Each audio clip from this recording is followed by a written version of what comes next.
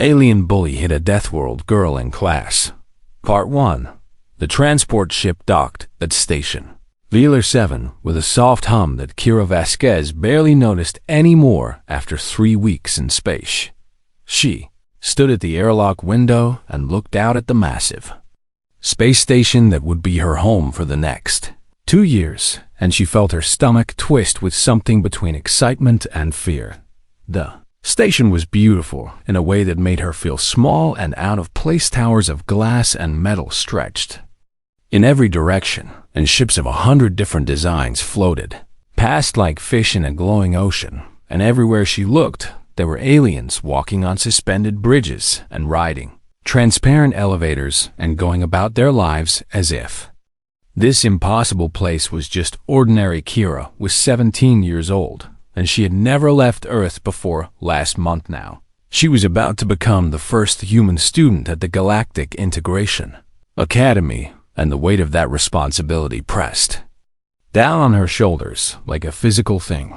The integration counselor had been very clear during her briefing. Humanity was new to the galactic community, and their reputation was not good. Earth had been classified as a Category 12 Deathworld, which meant it was considered one of the most hostile planets, capable of producing intelligent life.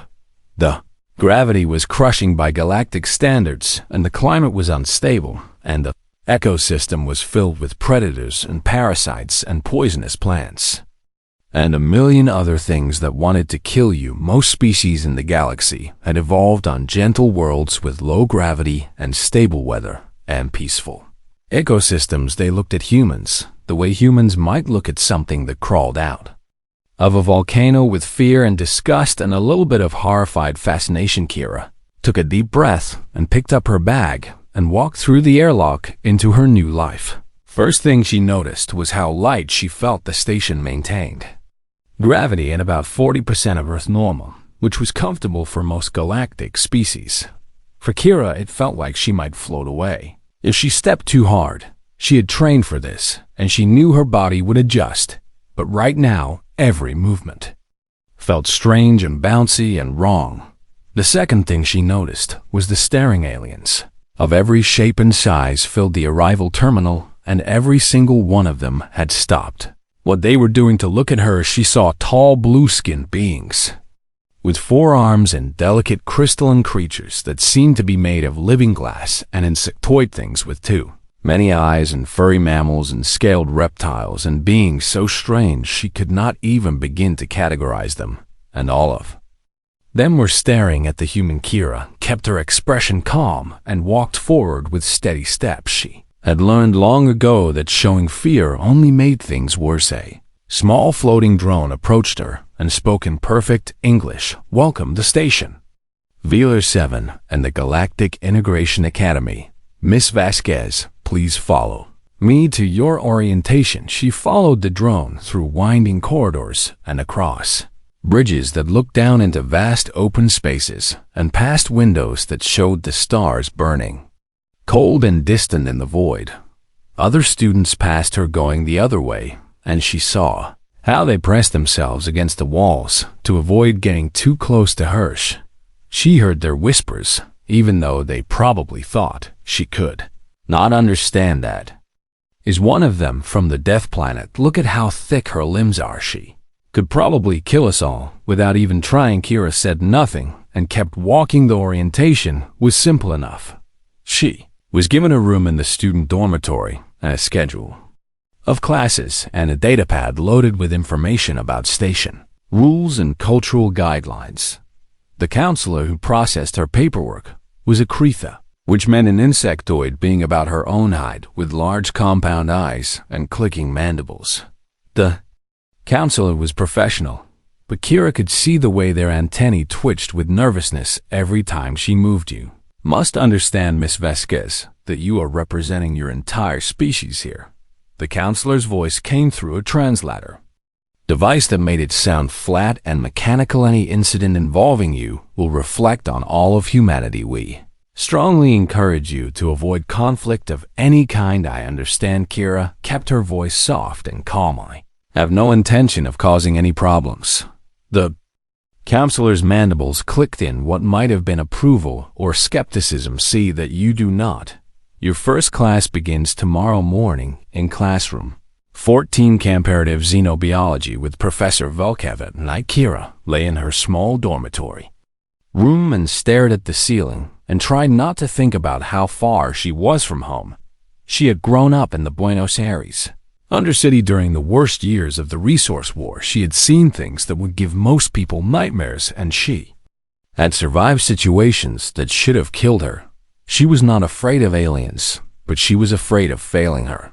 Scholarship was not just about her own future, it was about proving that humans could be trusted and that they deserved a place in the galactic community. If she messed this up, it would not just hurt her, it would hurt everyone back on Earth who was counting on this exchange program to open doors for humanity. She closed her eyes and made herself breathe slowly and told herself that she could do this. She had survived the Undercity, could survive a school full of aliens who thought she was a monster. Next morning, she woke early and dressed in the simple uniform the academy had provided and made her way to classroom 14. The room was large and filled with curved desks arranged in a semicircle facing a central podium. About 30 students were already there, and the conversation died the moment she walked through the door. Kira found the only empty seat, which was in the front row next to a Volmaxi. The Volmaxi were the crystalline beings she had seen at the terminal, and this one was beautiful in an alien way, with a body that seemed to be made of pale blue glass and features that shifted and flowed like water. The Volmaxi took one look at Kira and scooted their chair as far away as physically possible without actually leaving the desk. Kira pretended not to notice. She set her datapad on the desk and waited for class to begin. Behind her, she could feel eyes on her back and hear whispers that were not quite quiet enough. At the very back of the room sat a Morvathish. Had read about them in her orientation materials. They were one of the dominant species in this sector, and they were known for being proud and strong and not particularly friendly to newcomers. This one was young, probably about her own age, but he was massive even by his species standards. His skin was deep blue, and he had 4 muscular arms and eyes that glittered with cold intelligence. He wore expensive clothes covered in symbols that probably meant something important, and he was looking at Kira with an expression of pure contempt. His name was Threvok Mordanus, and his father was one of the richest beings in the sector, and he had never met anyone who did not bow to his family name. He looked at the humans sitting in the front row of his classroom and felt anger rise in his chest. A primitive Deathworlder in his school sitting there like she belonged. He leaned over to his companion and spoke loud enough for his voice to carry. They will let anyone in these days, even animals from worlds that should have been sterilized. A few students laughed nervously. Kira did not react. She kept her eyes forward and her hands still, and she waited for the professor to arrive. She had survived worse than words, but somewhere deep inside her, something cold and patient took note of the Morvathi's voice and remembered it. The first week passed slowly, and Kira learned the rhythm of life at the academy. She woke early every morning and went to her classes and studied in the library and ate alone in the dining hall because nobody would sit with her. She had expected this, and she did not let it bother her. What she had not expected was Threvok Morvathi. Noble seemed to have made it his personal mission to remind her every single day that she did not belong here. It started small. On the second day of class, Kira set her datapad on her desk and turned to pull out her stylus, and when she turned back, the datapad was on the floor, was looking straight ahead with an expression of perfect innocence, but his followers were snickering behind their hands. Kira picked up the datapad and checked it for damage and said nothing. On the third day, she was walking through the corridor when someone shoved her from behind. She stumbled but did not fall because her Earth-trained muscles could handle a lot more than a push in low gravity. When she turned around, there was nobody there except a group of Morvathi students who were very interested in something on the ceiling. On The fourth day, she found her locker had been broken into and her spare uniform had been torn to pieces. On the fifth day, someone had written Deathworld or Go Home on her dormitory door in bright red paint. Kira cleaned it off and filed a report with station security, and nothing happened. She understood how this wicked Thravox family was powerful, and she was just a human on a scholarship, and nobody was going to help. The verbal abuse was constant. Thravox had a gift for saying terrible things in a way that was just quiet enough that the professors could pretend not to hear. Hey, Deathworlder, did you eat any of your classmates today? I heard humans will eat anything that moves. Is that true? Kira did not respond. I heard your planet is so disgusting that you have creatures living in your stomach, parasites that eat your food and breed inside you. Is that why you are all so aggressive? Because you are literally full of worms. Kira kept her eyes on her notes. You know what I think? I think you should not be here. I think you should go back to your death world and stay there with the rest of the animals. This is a place for civilized species, not for primitives who learn to talk. The other students laughed, and Kira felt her jaw tighten, but she said nothing. The integration counselor had been very clear any incident would reflect on all of humanity. She could not afford to react. Professor Velketh taught most of her classes, and the Kretha never once acknowledged what was happening. The insectoid professor would stand at the podium and lecture about xenobiology and comparative anatomy, and completely ignore the whispers and the laughter and the cruelty happening right in front of their compound. Kira did not blame the professor. She understood that Thravox's family probably donated a lot of money to the academy. She understood that a human student was not worth the trouble of confronting a more Danis, but understanding did not make it hurt any less. The worst part was not the bullying itself. Kira had survived the Undercity, where gangs fought for territory and people killed each other over clean water and food. She had been beaten and robbed and left for dead before she was 12 years old. Words and pranks were nothing compared to that. The worst part was the loneliness. She had hoped that maybe after a few days some of the other students would realize she was not a monster. She had hoped that someone might look past the Deathworlder label and see the person underneath, but nobody did. They were all too afraid. The Vilnoxi, who sat next to her in class, had not spoken a single word to her in 2 weeks. The other students moved out of her way in the corridors, like she was carrying a disease. Even the cafeteria workers seemed nervous when they served her food. She was surrounded by thousands of beings, and she had never felt more alone in her life. One night she sat in her room and looked out the window at the stars and wondered if she had made a mistake coming here. Maybe the counselors were wrong. Maybe humans were not ready for the galactic community. Maybe she should just give up and go home. Then she thought about her mother, who had worked 3 jobs to give Kira a chance at a better life. She thought about her little brother, who had looked at her with such pride when she told him about the scholarship. She thought about all the humans back on Earth who were counting on this exchange program to succeed. No, she could not give up. She would not give up. She would endure whatever Thravox threw at her, and she would graduate with honors, and she would prove that humans deserved to be here. The next day, Thravox tried a new approach. Instead of just insulting her, he started spreading rumors. He told everyone that humans were carriers of deadly diseases that could wipe out entire species. He told them that humans were so violent they could not stop themselves from killing, and that it was only a matter of time before Kira snapped and murdered someone. He told them that humans ate their own young and sacrificed each other to primitive gods and bathed in the blood of their enemies. None of it was true, but it did not matter. The other students believed it because they wanted to believe it, because it was easier to fear the monster than to feel guilty for treating a scared teenage girl like garbage. Kira heard the rumors and said nothing. She went to class and did her work and ignored the whispers and the stares and the way everyone flinched when she walked past.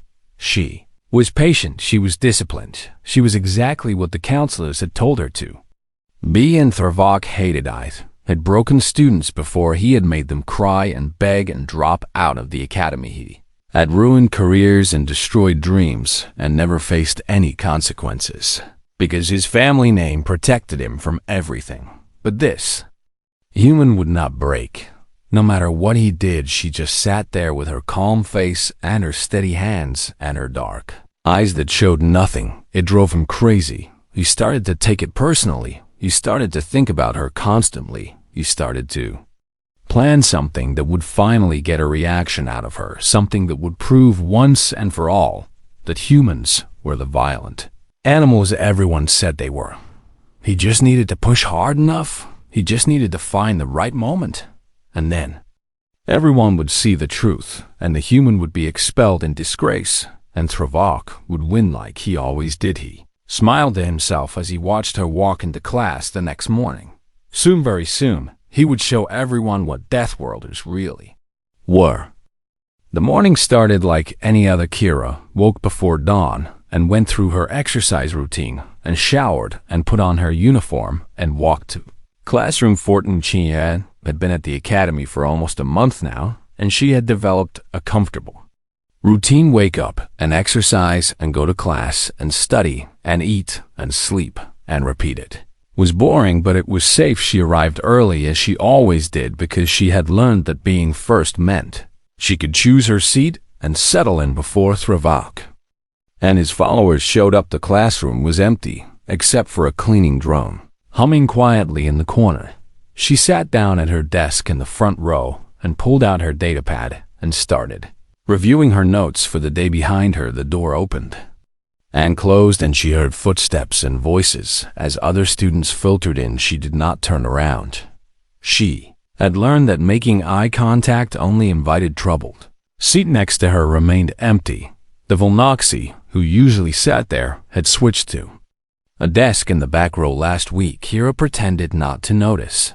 She pretended not to care. Room filled up and the noise level rose, and she kept her head down and focused on her notes. Professor Valketh was running late, which was unusual. The Kretha was normally very punctual. Without the professor there to maintain order, the classroom felt different, louder, more dangerous. Kira heard Travok's voice behind her laughing at something one of his followers had said. She felt the familiar prickle of awareness on the back of her neck that told her she was being watched. She ignored it. She had been ignoring it for weeks. Today would be no different, except it was. She heard footsteps approaching, heavy footsteps, Morvi footsteps. She kept her eyes on her datapad and told herself to stay calm. Hey, Deathworld, Travok's voice was right behind her, now close enough that she could smell whatever expensive cologne he wore. She did not respond. I am talking to you, animal. Still nothing. She heard him make a sound of frustration. Do you think you are better than Meadow? You think if you ignore me long enough, I will go away? Let me tell you something, primitive. I am Travok. Mordana's me family built this station. My father commands fleets. My mother sits on this sector council, and you are nothing. You are less than nothing. You are a beast from a world of beasts, and you should be grateful we even let you breathe our air. Kira kept her eyes forward. Her hands were still. Her breathing was slow, and even she had heard worse. She had survived worst. Do you know what we do to animals on my world? Travok continued. We train them. We break them. We make them obey. Maybe that is what you need. Maybe I need to teach you your place. The other students had gone quiet. Everyone was watching now. Even Travok's followers seemed uncertain. They had seen him bully other students before, but there was something different in his voice. Today, something darker. Kira finally spoke. Her voice was soft and calm. I do not want any trouble. Travok laughed. It was not a nice laugh. You do not want trouble. He repeated her words mockingly. Then you should not have come here. This is my school, my station, my territory, and you do not belong. She felt his hand grab her shoulder. His grip was strong by galactic standards, but to her earth-trained muscles, it felt like nothing. He spun her around in her seat so she was facing him up close. He was even bigger than she remembered. He towered over her with his four arms and his blue skin and his eyes that burned. with hatred and something else, something that looked like eagerness. He wanted this. He had been waiting for this. "Stand up," he commanded Kira. "Stayed seated," I said. "Stand up, animal." She looked at him with those dark, calm eyes and said nothing. Something snapped. In Threvok's expression, all the weeks of being ignored, all the frustration of watching this primitive refuse to break, all the wounded pride of a noble who had never been denied anything in his life. It all came together in one moment of pure rage. His lower left arm swung. It was a casual blow by Morvathi standards, more of a slap than a punch, a gesture of dominance meant to humiliate rather than harm. His people had been putting lesser species in their place this way for thousands of years. But Kira was not a lesser species. She was a Deathworlder. The blow connected with the side of her face. The sound was sharper than anyone expected. Kira's head snapped to the side, and she felt her lips split against her teeth and tasted blood in her mouth. Classroom went completely silent. Nobody moved, nobody breathed, even Threvok seemed frozen, surprised by his own action, surprised by the red blood now dripping down the human's chin. Kira turned her head back slowly. She looked up at the Morvathi who had just struck her, and Threvok saw something in her eyes that made his four-chambered heart skip a beat. There was no fear, there was no pain, there was no submission. There was just a cold, dark calm like the surface of a deep ocean, like the moment before. A storm, like something ancient and patient that had been waiting, something that had finally been given permission. Kira spoke. Her voice was quiet, almost gentle. "You should not have done that." And then she moved. What happened next would be studied by military academies across the galaxy for generations. They would slow down the security footage and analyze every frame and try to understand how a single human female weighing barely 60 kilograms could dismantle a Morvathi noble twice her size in less time than it took to draw a breath. They would never fully understand because they had never lived on Earth. They had never evolved on a world where everything was trying to kill you from the moment you were born. They had never spent 300,000 years learning how to survive against predators with bigger teeth and sharper claws and faster legs.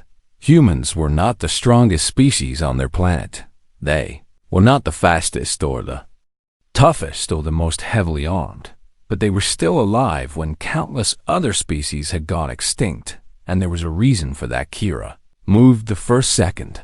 Her right hand shot up and grabbed Threvok's wrist, not the arm that had hit her, but the one still gripping her shoulder. She locked her fingers around the joint where the bones were thinnest and squeezed. Morvathi had evolved on a world with barely 40% of Earth's gravity.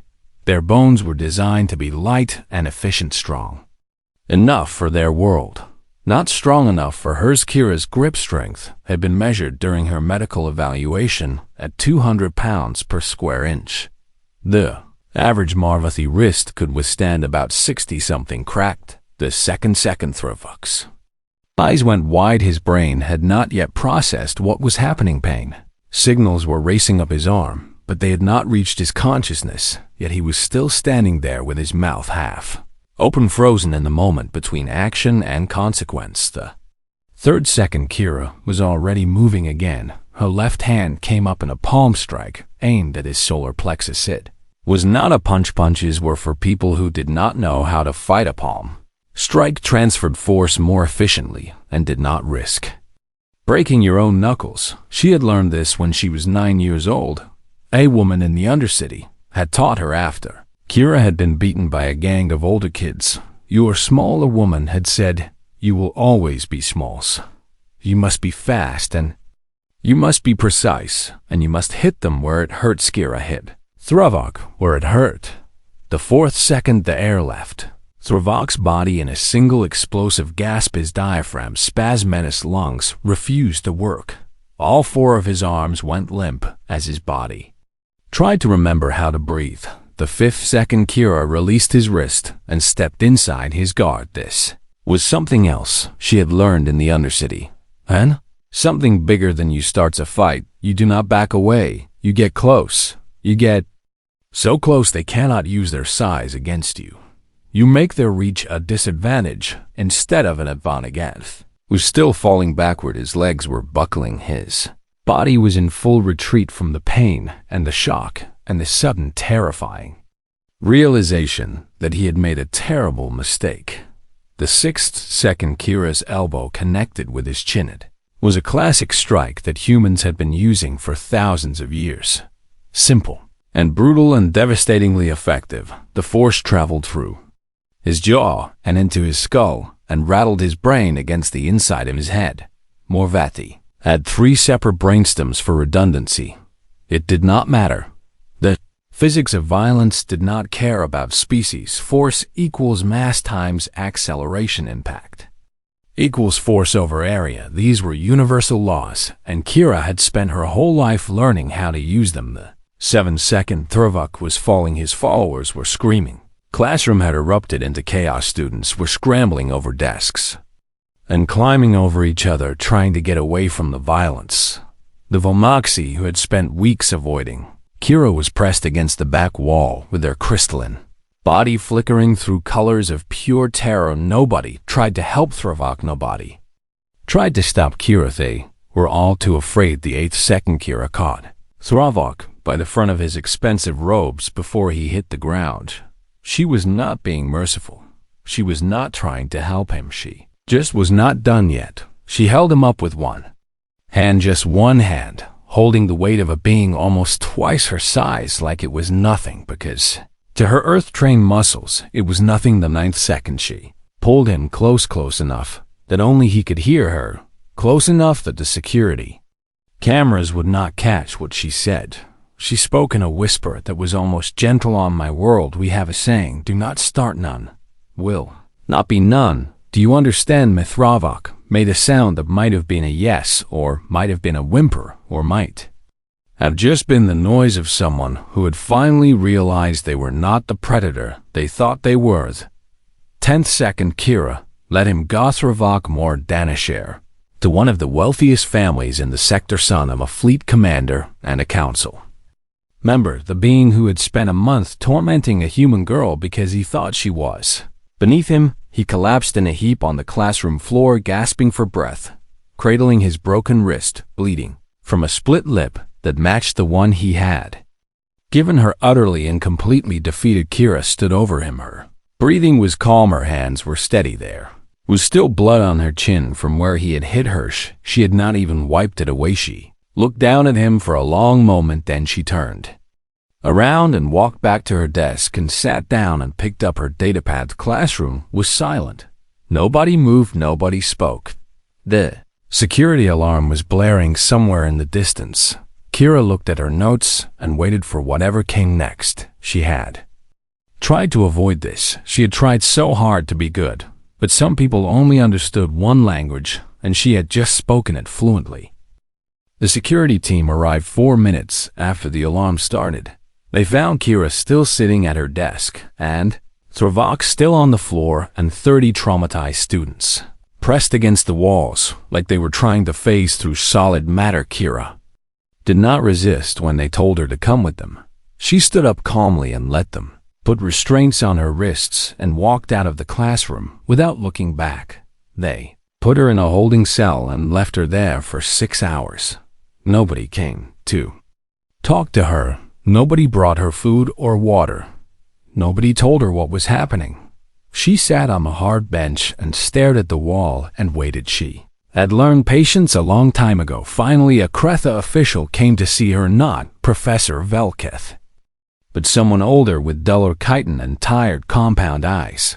The official looked at her through the transparent barrier and clicked their mandibles slowly. Do you understand how much trouble you are in? Kira nodded. The Mordanus family is demanding your execution. They are calling this an unprovoked attack. They are saying you are proof that humans are too dangerous to be allowed in galactic society. I understand. Kira's voice was calm. They are also threatening to withdraw from the integration accords if we do not hand you over to them immediately. Kira said nothing to that. She knew what being handed over to the Mordanus family would mean. Officials studied her for a long moment. You are very calm for someone facing death. Kira shrugged. I have faced Death before the inquiry began 3 days later. It was held in a large chamber filled with representatives from a dozen different species and factions. The Mordanus family had sent a team of lawyers and diplomats who filled one side of the room. With their expensive clothes and their angry faces, the human delegation consisted of one junior ambassador who looked like he had not slept in days. Kira sat alone in the center of the room and answered their questions. She told them about arriving at the station. She told them about the bullying. She told them about the rumors and the vandalism and the daily harassment. She told them about Professor Velketh pretending not to see. He told them about asking for help and being ignored, and she told them about the moment Thrvok hit her. The Mordanus lawyers objected constantly. They said she was lying. They said she was exaggerating. They said that even if Thrvok had touched her, it was just a light tap, and she had responded with savage violence. They said this proved humans were dangerous animals who could not control themselves. Then, the security footage was played every angle, every moment, every word that Thrvok had spoken was captured by the classroom microphones. The chamber went quiet as they watched a Morvathi noble spend 10 minutes verbally abusing a human girl who sat perfectly still and said nothing. They watched him approach her from behind. They watched him grab her shoulder. They watched him spin her around, and they watched him strike her across the face. The Mordanus lawyers stopped objecting. The footage continued. 10 seconds of violence slowed down and analyzed frame by frame. The experts who studied it could not agree on what they were seeing. Some said it was trained combat techniques. Some said it was pure instincts. Said it was something in between, a kind of violence that was written into human DNA after countless generations of survival. What they all agreed on was that Kira had not started the fight. Thrvok had started it when he put his hands on her.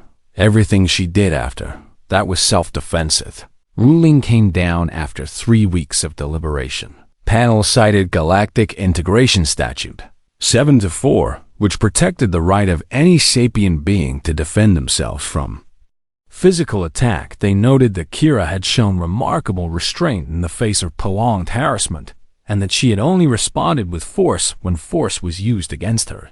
They noted that Thrvok's injuries, while dramatic, were not permanent, and that Kira had stopped her attack the moment he was no longer a threat. The ruling was unanimous. Justified self-defense. Ill charges dismissed.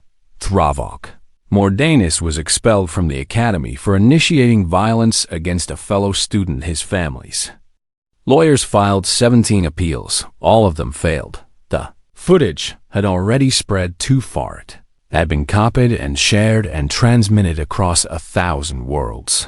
Before anyone thought to suppress it, everyone in the galaxy had seen what happened in Classroom 14th. Had seen a Morvathi noble strike a human girl half his size, and they had seen what happened next. For some species, it confirmed their worst fears about humans.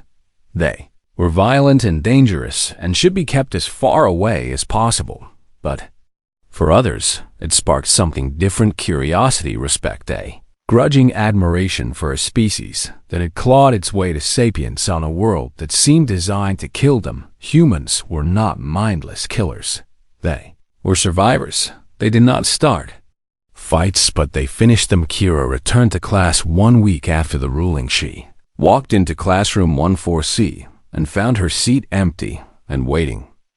The room was quiet, but it was a different kind of quiet than before. Not hostile, not afraid, just uncertain. She sat down and pulled out her datapad and started reviewing her notes. The desk next to her scraped against the floor. She looked up. The Velnoxy was there, the same crystalline being who had spent weeks scooting away from her and avoiding her gaze and pretending she did not exist. Velnoxy's form was flickering through soft colors of blue and purple, and their voice was trembling when they spoke. "I am sorry," Kira blinked. The Velnoxy continued. "I was afraid of you because everyone said I should be afraid, but I watched the footage. I saw how long you waited. I saw how hard you tried not to fight. You are not a monster.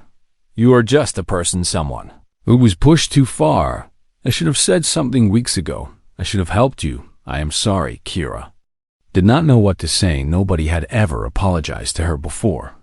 Not like this, not with such genuine shame and regret. She found her voice. It is okay. I understand. The Velnoxes shook their head. It is not okay.